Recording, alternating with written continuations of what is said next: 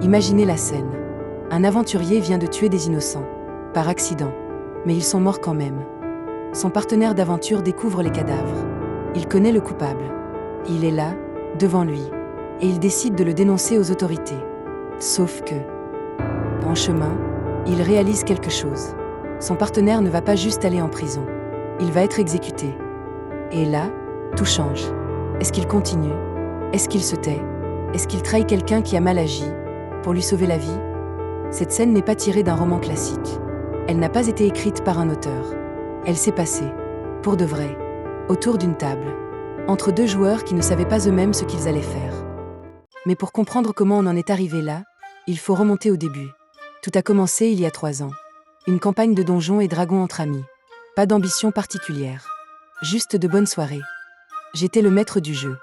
J'avais créé un univers sombre, une grande ville belle en surface, corrompue jusqu'à la moelle. Des bas-fonds, des guildes, des gens qui survivent dans l'ombre. Les joueurs ont choisi leur personnage à l'instinct. Et très vite, quelque chose d'étrange s'est produit. Ils n'incarnaient plus des personnages. Ils y mettaient quelque chose d'eux-mêmes. Le nain n'était pas juste un guerrier. C'était une colère. Une obsession de vengeance qui ne demandait qu'à exploser. La Tiefling n'avait aucun souvenir de son passé. Et elle allait le découvrir, au fil des sessions, sans que personne ne l'ait planifié. Ce qui devait durer quelques soirées a duré 3 ans. Et c'est là que le problème a commencé. Parce qu'il y a quelque chose de douloureux dans une campagne de jeu de rôle. Tu vis des moments que tu n'oublieras jamais. Des scènes impossibles à recréer.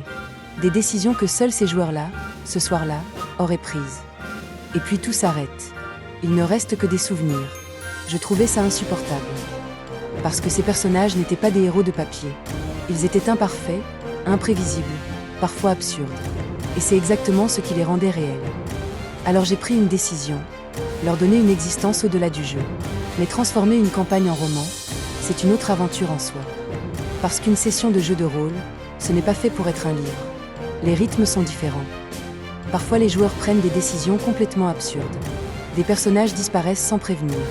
Des scènes durent trop longtemps. D'autres se terminent en 3 secondes. J'aurais pu tout lisser, tout réécrire proprement. Mais j'ai fait le choix inverse. Chaque mort dans le livre correspond à une vraie mort autour de la table. Chaque moment de chaos est un vrai moment de chaos.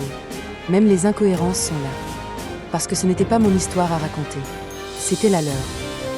Et certains de ces personnages, je ne les oublierai jamais. 2 me restent particulièrement en mémoire. Thorin, fils de Thor.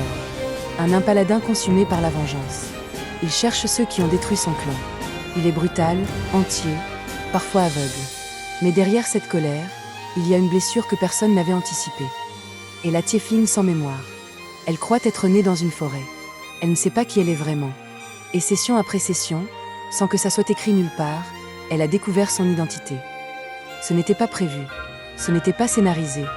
C'est arrivé parce qu'un joueur a pris des décisions, et que ces décisions ont construit quelqu'un. Aucun auteur n'aurait pu écrire ça de la même façon. Et c'est exactement pour ça que cette histoire méritait d'exister au-delà de la table. Ce roman, c'est Lustuis et Con, le royaume de Métain. Une saga de dark fantasy née d'une vraie campagne D&D. 3 ans de jeu, des joueurs réels, des décisions réelles, des erreurs réelles, dont celle d'un personnage qui a failli dénoncer son partenaire avant de changer d'avis au dernier moment. Si vous voulez savoir ce qu'il a choisi, le lien est en description. Parce que certaines aventures sont trop bonnes pour rester autour d'une table. Et si vous avez déjà joué à Donjons et Dragons, vous comprendrez exactement de quoi je parle.